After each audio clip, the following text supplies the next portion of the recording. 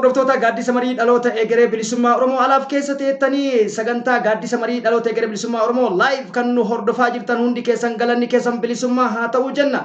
Toora Facebooka gaaddisa marii dhaloota akkasumas toora WhatsAppii, toora Imo, Zoomii fi akkasumas appilikeeshinoota gurguddaa 13 eegaluu kan deemu hundeeffama isaa torban har'aa Kamiisa waaree booda akka lakkoofsa Oromiyaa biyya keessaa jechuudha. Tamsaasa keenya nutis eebba jaarmiyaa gaaddisa marii dhaloota kan waggaa tokkoffaa jechuudha. Waraana bilisummaa Oromoo wajjin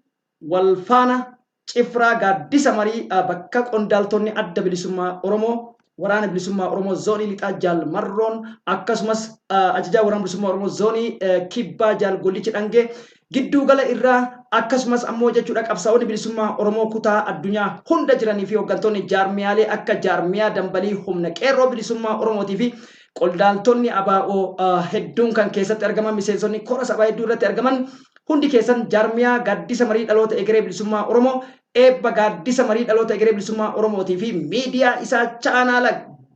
GMO TV yookiin gaaddisa marii Oromoo TV chaanaala kenna wajjin jechuudha waltaaneet ijaaramneet humna cimtuu waraana bilisummaa Oromoo cinaa dhaabbattu akka taanu abdii qabna. Oduu fi odeeffannaa akkasumas qophiiwwan bashannanaa hedduun kan keessatti argaman jaarmiyaa gaaddisa marii dhaloota egeree bilisummaa Oromoo filmaata mooraa qabsoo bilisummaa Oromootiif jiraachuu Oromiyaaf Oromummaa haa ta'u sirba keenya kanas Orombeek Entertainment Tube irraa jechuudha. Waboo kee jabeeffadhu amma jaalsanyii jabeeffadhu ni geessa gollichaan jabeeffadhu ni geessa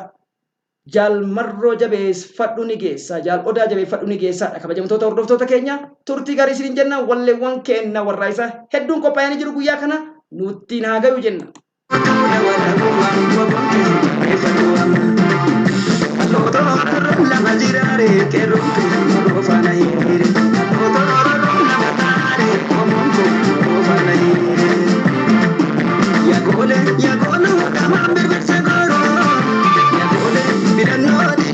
Sirba weellisaa Soofumar Gadaa share subscribe Orombeek Entertainment akkasumas Gadaa channel Press TV GMO TV akkasumas gaaddisa marii dhaloota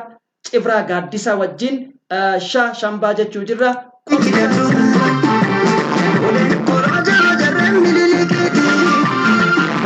Sagaleen sabaa mana